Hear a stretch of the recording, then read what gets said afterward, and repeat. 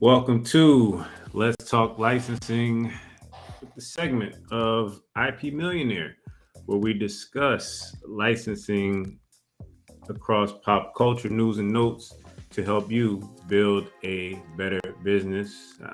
Happy end of summer. I'm Shadeed Eleazer, and let's get into what we're going to cover today. So, I want to give a breakdown of how licensing can help service based businesses. Now, as a person, a young man who was raised in a service based business or family that has several service based businesses, side hustles, etc., is one of those full circle moments that we all have where it's like, well, if I knew then what I know now.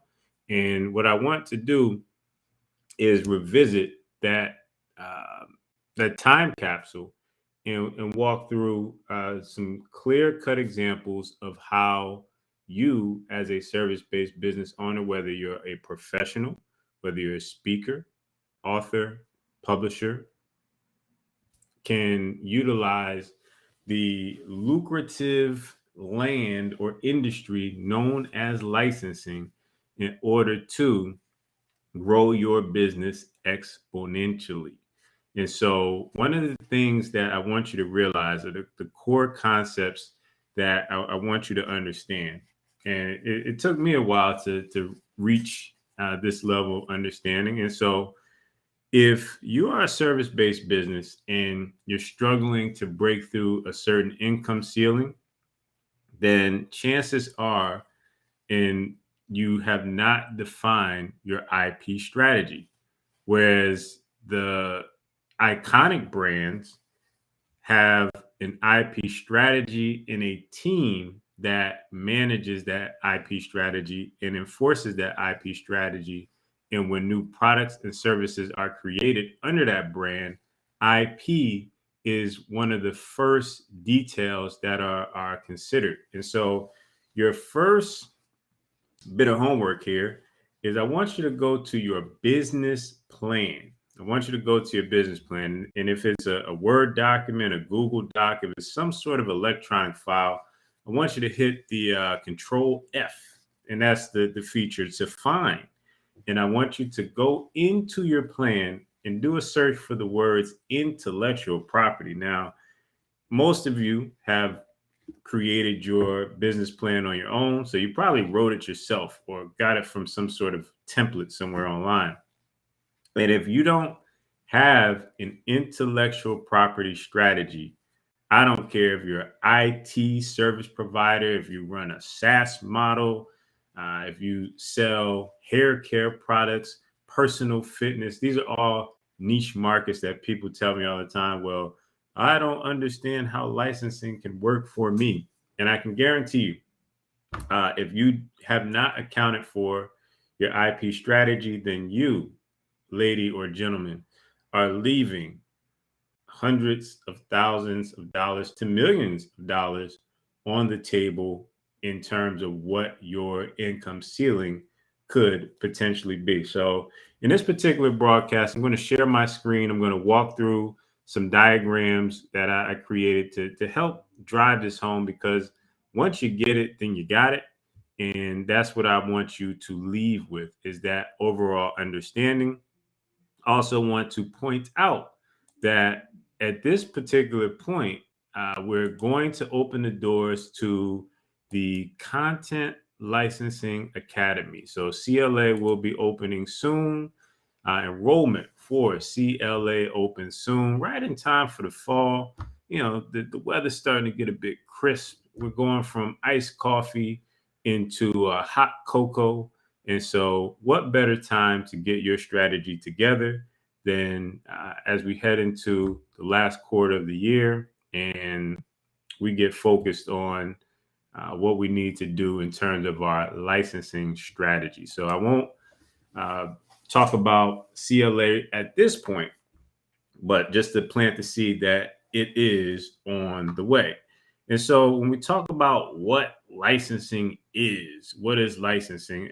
We got to take a step back here and address the elephant in the room, and it's the objection that my knowledge is not valuable. My time that I exchange is not on par of the, let's say, the big leagues, and who I am as a professional. I'm not the people that I see on the Instagram ads and with six figures in followers in terms of YouTube, and seven-figure business owners. And so what I want you to give yourself the permission to do is give yourself the permission to play the game at a world-class level. Play the game at a world-class level. And that's what I want you to consider, is that no matter what your knowledge level may be, there is a beginner market within your industry. There are also things that you figured out that millions of people are searching for today. And there's a target audience for every type of skill or problem that is solved within your industry. And there's a parent organization or a larger corporation or entity that serves your target market. So I'll give you a crystal clear example.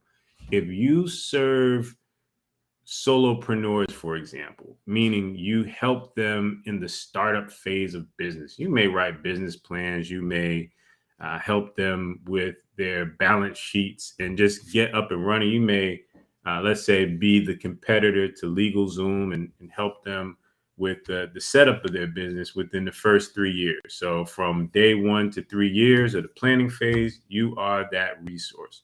And so if that's you, you may feel that you're not, Damon John, for example, who does a lot of business coaching nowadays. You may feel that you're not on the level of the top business coaches in the industry. But as far as, let's say, target or organizations that serve your target market, the Small Business Administration, which is the governing body of small business in the United States of America, is an organization that serves your target market. SCORE, for example, which is the nation's largest network of business mentors, also serves your target audience. So if you, instead of exchanging one-to-one, were to, let's say, create something of interest to those organizations, then they would essentially service their audience at scale. And that's what we're looking to do here. So let's go into diagrams. And those of you who are tuning in, make sure that you let me know where you're viewing this from. So in the comments, type where you're watching this broadcast from. So now let's share the screen and get into this. Let's see.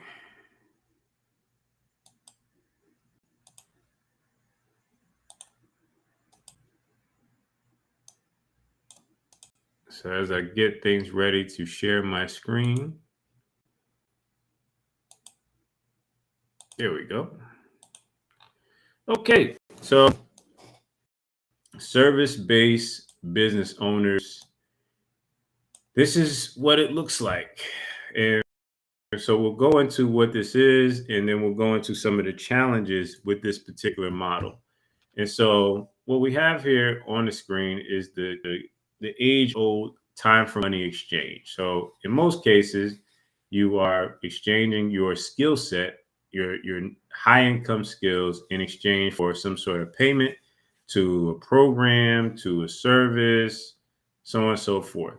And you are essentially being financed by people, whether it's people who want to lose weight, people who want to build a business, people who need their taxes done, services that you are providing services to people.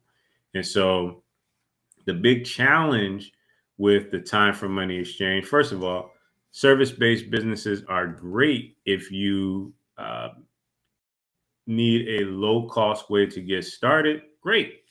And they've been around for centuries. But in today's economy, where everyone has had to figure out new ways to earn, to pivot, to sell. Everyone's making adjustments. So what we have as we go to our next slide here is that the people who you're selling to, so here, this is the person who's giving the exchange of time for money. So they're giving the money here, the client. They have the largest amount of competing priorities that they've ever had in, let's say, society.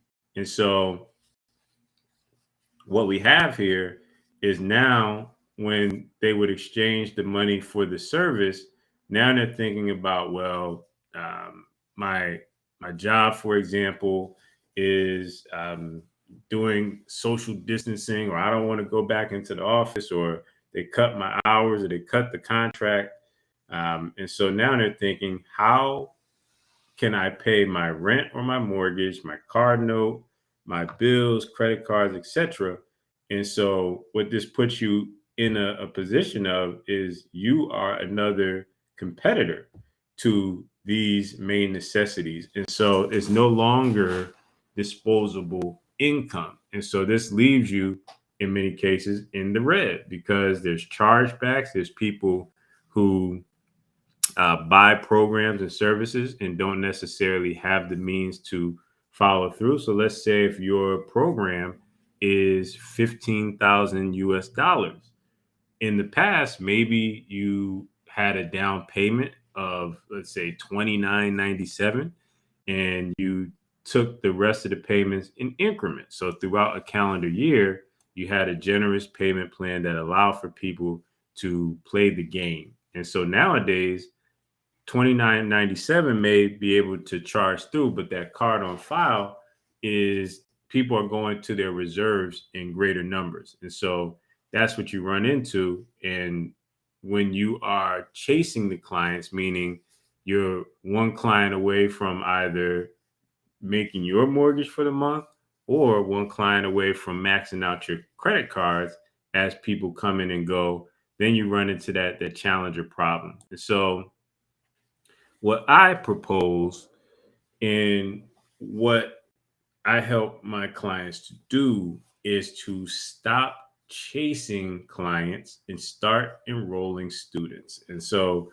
with this model, what you're doing is instead of exchanging the time for money, what you're doing is you're packaging your knowledge into a digital asset that solves a, let's say, a defined problem and is hosted online and uses the power of search engine and the attention economy in order to enroll students. Now, the beauty of this particular model is that when you enroll students, students can become clients, high ticket clients.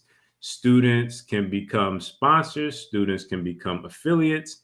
And so there's up to 8 different ways that a student can help you continue to grow your business. But the most important function that they play is cash flow on a daily basis. And so the beauty of this model is that you can create once and sell forever. As we sit here today, because I'm delivering this presentation, someone is going to go and say, hey, I want to know more about this Shadeed character. What is he about? And on their search, they're going to stumble upon information that I packaged years ago that is considered evergreen, meaning it solves an eternal problem within the life path of my target client, and they will buy it. And so by simply existing and sharing information and helping, meaning you did not pay for a ticket to listen to my voice or to see me on video for this presentation, it benefits because it's something that was packaged and is hosted online and generates interest in the form of sales today. And so that is what you should be doing if you have knowledge, skills, and abilities that have solved problems for people in the past. There's so many people watching this who have over 10 years of experience, who know their industry inside and out. But if you get sick, if you, let's say, have a power outage, if you uh, go through a divorce or a breakup, then your ability to focus and work will be diminished. But if you are able to package your knowledge, then life's ups and downs and ebbs and flows and waves that happen in life, you're able to weather those storms more effectively because you have a solid arsenal library of digital assets, or let's call them money trees, is what I like to refer to them as. And enrolling students allows you again to upsell to high ticket programs, to uh, have an army of advocates for your products and services. And you actually help people because you're helping them solve a problem overall. And so, next, once you have your digital asset and you have your student economy up and running within your business, this gives you the foundations for an education based business or installing an educational branch within your business. And so that's what you want to start to happen. And so the next level of this is when you start to get into the world of licensing. And so, again, instead of selling your time to clients, and at this time, clients, bless their hearts, they're people too, but clients are competing with the greatest amount of financial hardships as a result of the pandemic and supply chain disruption and corporate North America disruption than we've ever seen.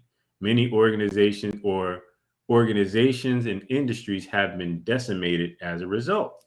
And so the one clear difference between selling to people versus selling to companies is that established companies have education as part of their operating expenses. In fact, as a result of the pandemic and the adjustments that have to be made, corporations, organizations, universities are spending more on the enjoyment, the morale, welfare, and entertainment of their clients or their students or employees than at any other point in recorded civilization. And so that's what you must keep in mind.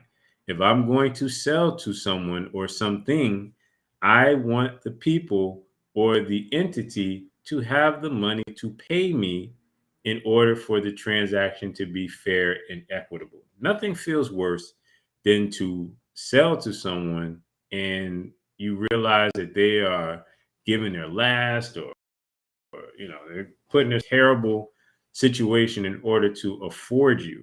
And so companies, they have the capital available in order to invest in your particular brand of services. And so you package your knowledge, digital asset, you build your student economy, and you attract the corporations, universities, and agencies, which include nonprofits, which include trade associations, which include chambers of commerce, and they have the target audience in mind that you serve and support. So, using the example of the SBA, if Bob, the business coach, has a licensing agreement with the Small Business Administration, the Small Business Administration has, let's say, branch offices worldwide, or let's say throughout the continental USA, and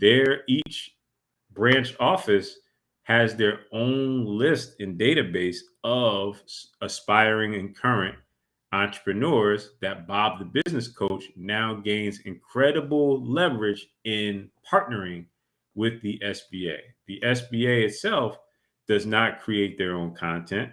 The SBA itself does not, let's say, write their own manuals. They outsource to Small Business North America. And so Bob the business coach gains recognition, let's say name brand alliance in terms of partnership, and can use those testimonials of serving and supporting a branch office with SBA. Or if Bob, the business coach, is fortunate enough, can also set up a nationwide brand. And so, or brand partnership or licensing partnership. So, as you can see, if you're able to set up non exclusive licensing agreements with several entities that serve your target audience, that's all considered sources of income or revenue.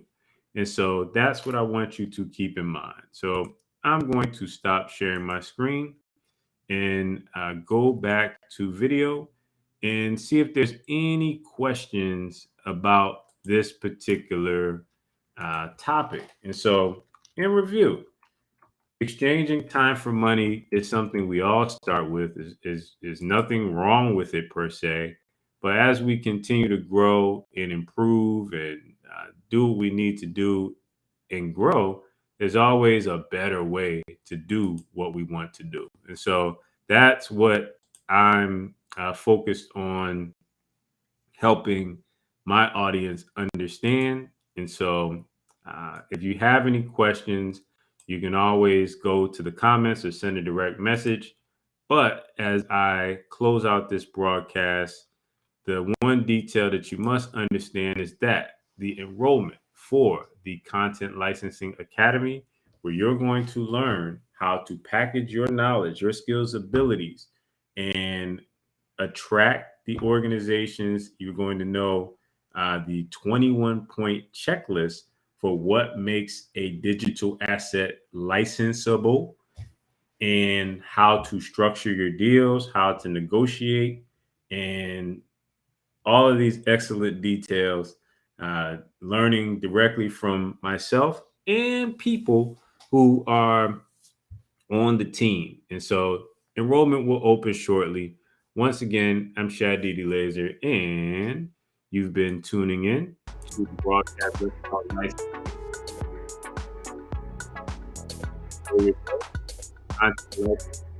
Academy open soon, and I look forward to seeing you as a new student in the academy. Take care of yourself.